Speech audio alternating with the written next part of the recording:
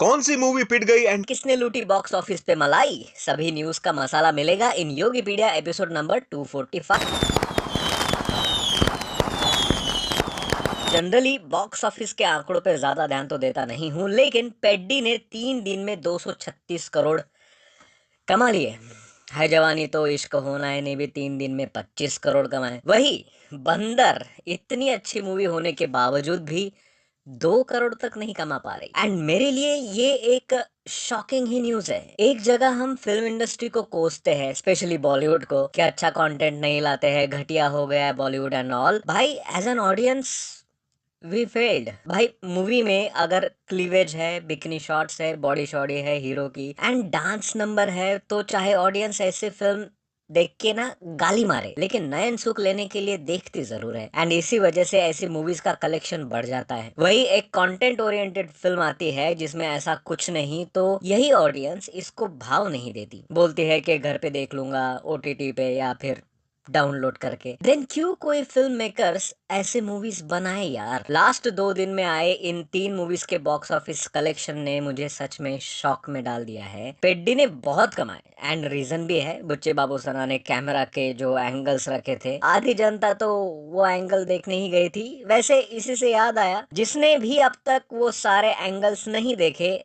अब देखने को भी नहीं मिलेंगे, क्योंकि ऑडियंस से आए बैकलैश की वजह से पेड्डी के डायरेक्टर बुच्ची बाबू ने एक लंबा सा ट्वीट डाल के बोला कि we respect women on screen and off screen. हमारा इंटेंशन ऑब्जेक्टिफाई करना या किसी फीमेल कैरेक्टर को डिसरिस्पेक्ट करना बिल्कुल नहीं था। एंड जो भी फीडबैक हमें आए हैं अबाउट दिस, उसके अकॉर्डिंग अब हमने उस पर्टिकुलर पोर्शन को हटाने का फैसला लिया है।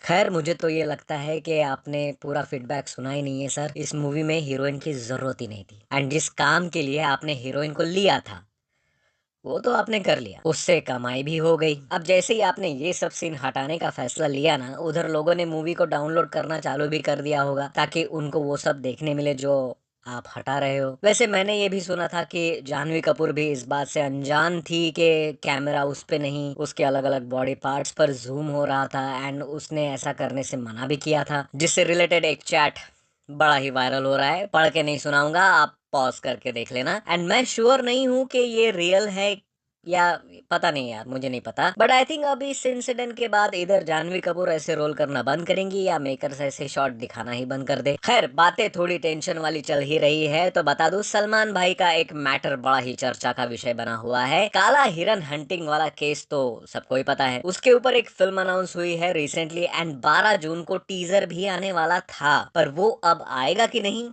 डाउटफुल है, क्योंकि सलमान खान की टीम ने इस फिल्म के प्रोड्यूसर को लीगल नोटिस भेजा। वैसे ये तो पहले भी बता चुका था मैं, लेकिन रिसेंटली काला हिरन मूवी के प्रोड्यूसर ने ऑनलाइन आके सलमान खान का भेजा हुआ लीगल नोटिस फाड़ दिया और बोले जो उखाड़ना है उखाड़ लो। भाई, तुम बना लो फिल्म, ज्यादा से ज्यादा क्या होगा? तुम सब खर्चा करके फिल्म बनाओगे, मार्केटिंग पब्लिसिटी में ये सब करोगे, and at the end film किसी ना किसी रीजन से अटक जाएगी। अब वो रीजन कुछ भी हो सकता है। सलमान भाई की मातृभूमि अटकी हुई है भाई। थालापति विजय तो खुद सीएम बन गए, लेकिन उनकी फिल्म तब भी रिलीज नहीं हो रही है, तो काला हिरन का क्या होगा आप खुद ही समझ जाओ। अरे वैसे जननायकन की बात निकली है तो बता दूं, थालापति विजय ने मेकर से कहा कि जननायकन की जो जो भी थिएट्रिकल डील हुई थी वो कैंसिल कर दो, एंड जब भी मूवी की रिलीज डेट फाइनल होगी, केवीएन प्रोडक्शन खुद इस फिल्म को रिलीज करने की जिम्मेदारी उठाए। तो अब हाई चांसेस है कि मूवी जो है वो डायरेक्ट ओटीटी पर ही आए। केवीएन प्रोडक्शंस की 2 बड़ी फिल्म्स के साथ ऐसा होना बहुत बड़ा शौक लगने वाली ही बात है। मैंने 2 बड़ी फिल्म्स इसलिए बोला क्योंकि यश स्टारर टॉक्सिक भी केवीएन प्रोडक्शंस की ही है, एंड वो भी कहाँ रिलीज हो रही है,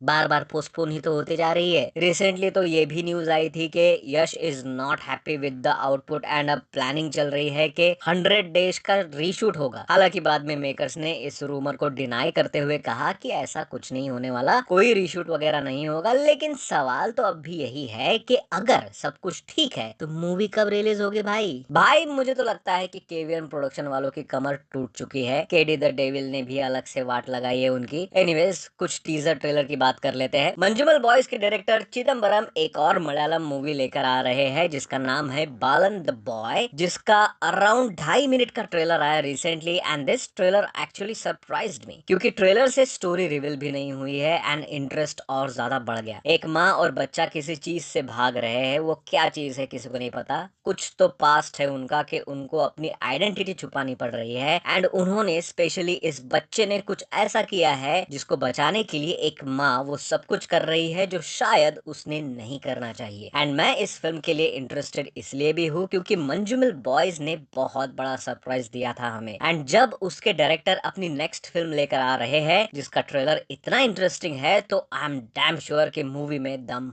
होगा। हालांकि इसमें कोई बड़ा स्टार नहीं है except Tovino Thomas. I know तुमने मिस किया होगा उनको ट्रेलर में।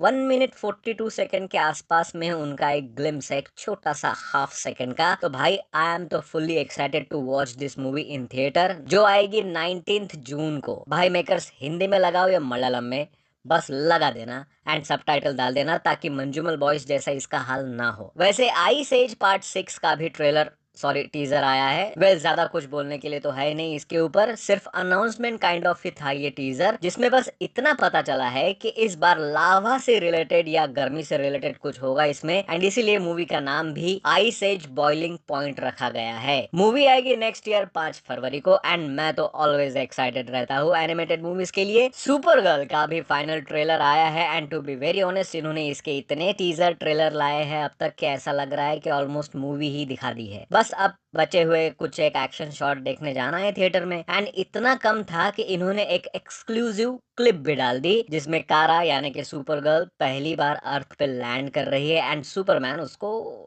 वेलकम कर रहा है। एंड मुझे पक्का यकीन है कि 26 जून के पहले मेकर्स और भी एक दो एक्सक्लूसिव क्लिप्स जरूर रिलीज कर देंगे। इविल डेड बर्न का भी एक एक्सक्लूसिव क्लिप आया है बट ये बढ़िया था भाई। इसका बीजीएम एंड जो भी स्क्रीन पर चल रहा है ना भाई वो इतना बढ़िया प्लस हॉरिफाइंग लगा कि मेरा मन कर रहा था कि आज ही देखने को मिल जाए यार ये मूवी, लेकिन ये रिलीज होगी 10 जुलाई। अब दे देता हूँ कुछ one liner updates. Akshay Kumar की वेलकम टू द जंगल का ट्रेलर रिलीज होने वाला है on 11 June and movie release होगी ऑन 26 जून।